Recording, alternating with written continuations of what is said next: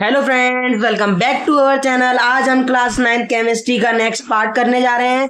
इससे प्रीवियस वाले वीडियो में हम लोगों ने चार्ज पार्टिकल इन मैटर के बारे में पूरा पैरा कंप्लीट कर लिया था, जिसमें हमने बताया था कि सब एटॉमिक जो वेव मतलब में थी उसका किसने फॉर्मेशन करा था, किसने उसकी थ्योरी दी थी, और सब एटॉमिक पार्टिकल क्या क्या होते हैं, उनमें कितना चार्ज होता है, कितना मैग्नीट्यूड होता है, और किसने इसकी थ्योरी का अप्रूवल दिया था।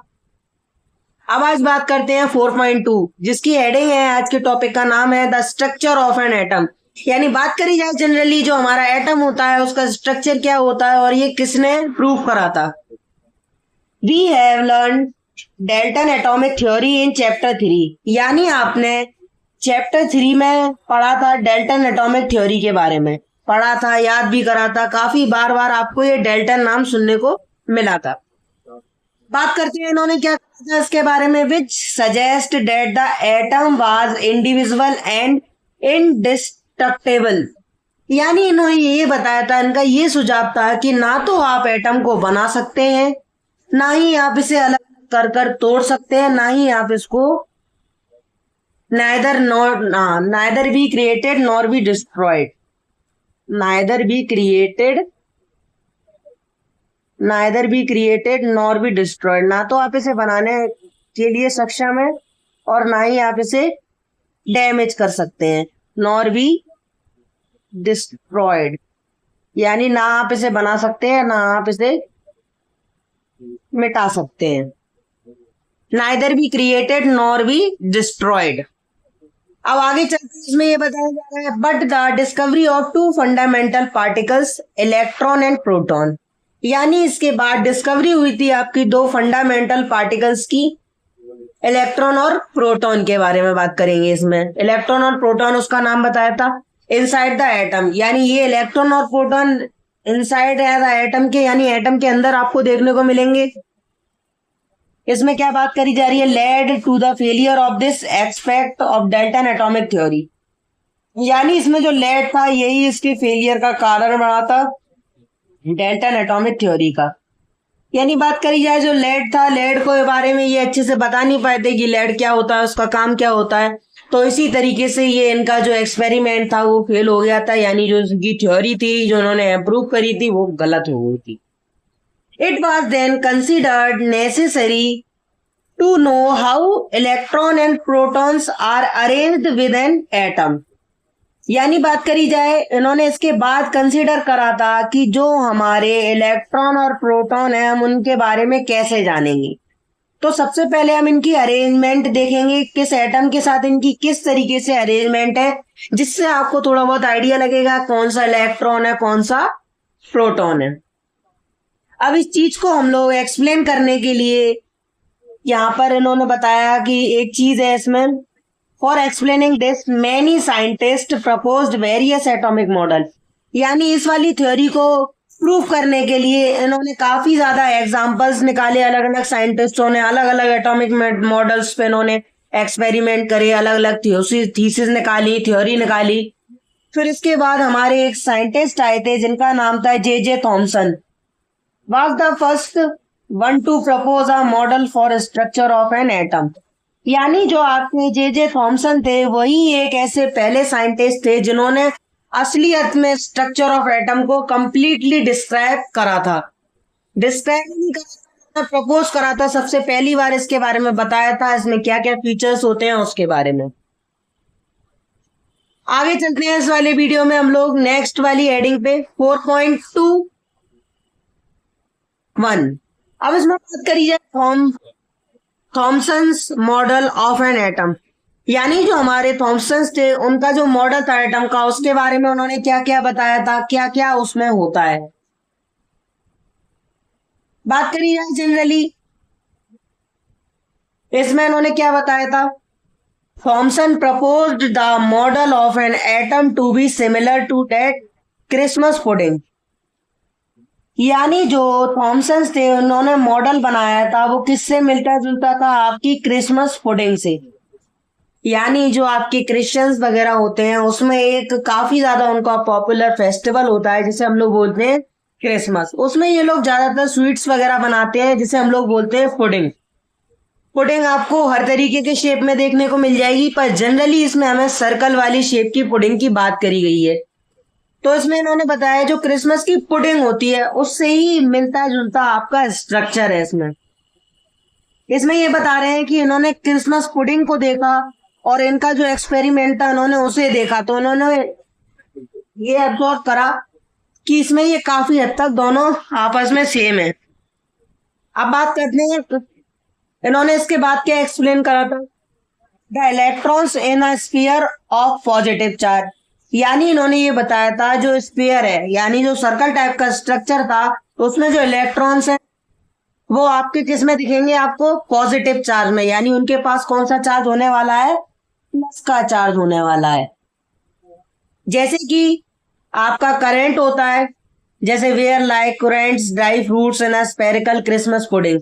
यानी आप लोग जैसे मान सकते हैं जैसे आपकी ड्राई फ्रूट में डले हुए होंगे पुडिंग में, जैसे कि आपके पास एलमंड हो गया, कैश्यू हो गए, इन सबको पुडिंग में जब ऊपर से गार्निश कर देंगे वो लोग, यानी ऊपर से जब डाल देंगे तो वो आपको देखने में किसकी तरह लगेंगे, आप लोग सपोज कर सकते हैं इलेक्ट्रॉन की तरह, और उनका चार्ज कौन सा होगा, पॉजिटिव होगा।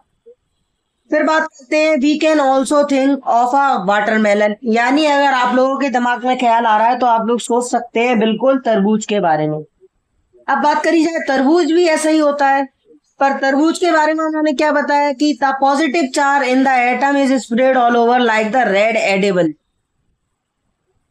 यानी बात करी जाए जो उसमें तरबूज में आपका जो पॉजिटिव चार्ज है वो पूरी तरीके से उसमें फैला हुआ है। रेड एडिबल पार्ट के वाटरमेलन में, यानी जो आप लोग तरबूज काटते हैं उसमें वो पूरा रेड कलर का जितना भी है, जब आप लोग तरबूज को काटेंगे बीच में से उसमें जितने भी बीज हैं यानी जो उसके सीड्स हैं वो आपको किसकी तरह मानने हैं, एक पॉजिटिव चार्ज की तरह।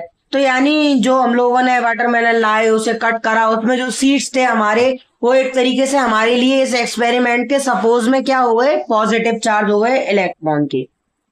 while the electrons are studied in the positively charged sphere। यानी जब हमारे इलेक्ट्रॉन्स किस में चल रहे होते हैं, पॉजिटिवली चार्ज्ड स्फीयर में, like the seeds in the watermelon. यानी बात करी जाए इसमें नीचे बता दिया उन्होंने, जैसे कि आप लोग मान सकते हैं जैसे कि तरबूज में बीज होते हैं तो आप उसी को ही पॉजिटिव चार्ज मानेंगे। अब बात करते हैं इसमें पॉजिटिव स्फीयर कहाँ पे बताया जा रहा है। पॉजिटिव स्फीयर ये वाली लेयर बताई जा रही है और अंदर वाली लेयर इलेक्ट्रॉन बताई जा रही है जिसमें माइनस का चार्ज है। अब बात करते हैं एनसीईआरटी बुक में दिया हुआ है जे थॉमसन के बारे में। जे थॉमसन थे जो साइंटिस्ट, उनका एक्सपेरिमेंट 1856 से लेकर 1940 तक चला था। इस बीच इनके बारे में इसमें गिवन है, ये ब्रिटिश फिजिसिस्ट थे जिनका जन्म हुआ था चेतम हिल में। यानी आप British physicist was born in Cheetham hill, यानी इनका जो नेटिव प्लेस था या बोर्न प्लेस मान लीजिए वो क्या था, चेतम हिल। चेतम हिल था इसमें इनका native place, a suburb of Manchester on 18 December 1856। यानी सबर में गए मैनचेस्टर के, वहां पर इनको डेट थी 18 दिसंबर 1856 में।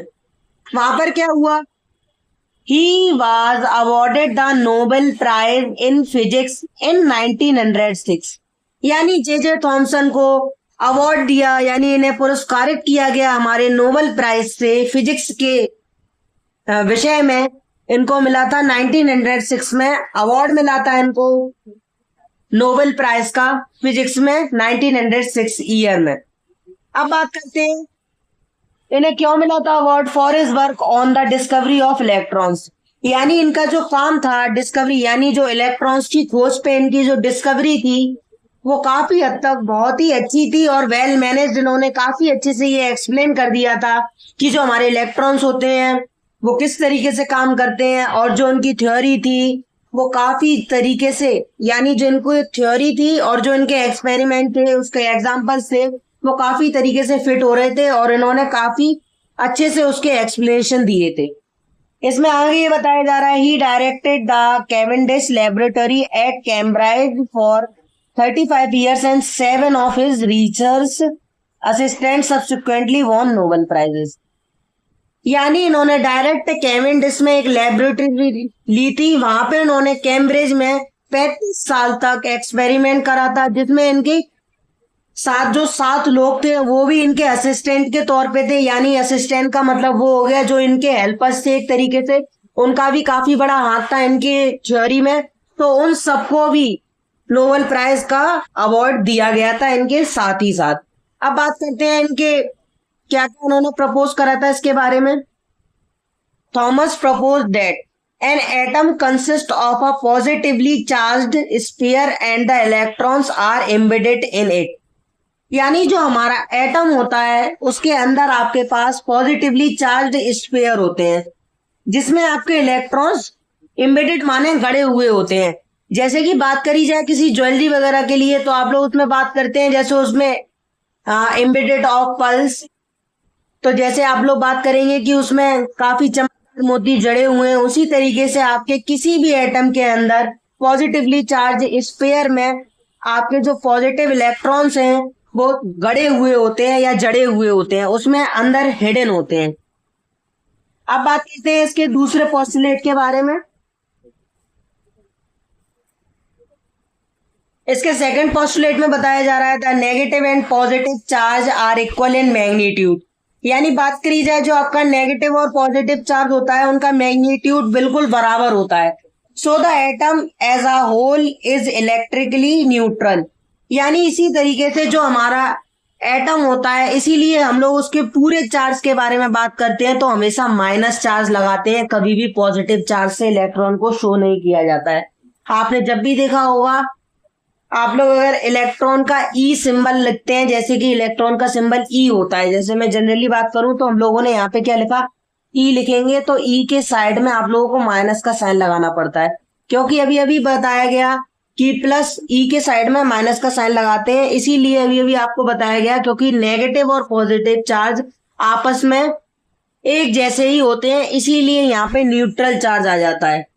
All through Thomas model explain the atoms are electrically neutral. यानी इनकी पूरी थ्योरी में इन्होंने ये बता दिया, थॉमस ने ये एक्सप्लेन करा था कि जो आपके एटम्स होते हैं वो न्यूट्रल होते हैं, क्योंकि दोनों की जब पॉजिटिव और नेगेटिव आपस में मिल जाते हैं तो वहां पे पॉजिटिव नेगेटिव अट्रैक्ट करके दोनों में फोर्स लगता है, जिसकी वजह से आपका न्यूट्रल हो जाता है चार्ज।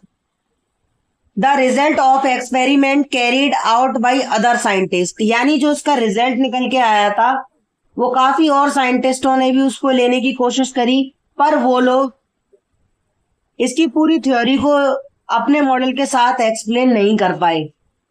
जैसे कि इसमें ये बताया जा रहा है कि काफी अलग अलग साइंटिस्ट आए थे, उन्होंने इनकी थ्योरी को प्रपोज करने की कोशिश करी, पर उनके जो मॉडल थे उससे इनकी एक्सप्लेनेशन काफी अच्छे से फिट नहीं हो पाई थी। सो फ्रेंड्स, अगर आप लोगों को हमारे चैनल पर ये क्लास 9 केमिस्ट्री का वीडियो पसंद आया हो तो लाइक कमेंट सब्सक्राइब शेयर जरूर करिएगा। इसके आगे वाले नेक्स्ट वीडियो में हम लोग पता करेंगे कि ऐसे कौन कौन से साइंटिस्ट थे जो एक्सपेरिमेंट तो बता पाए थे पर एक्सप्लेन नहीं कर पाए थे मॉडल को। Thank you friends.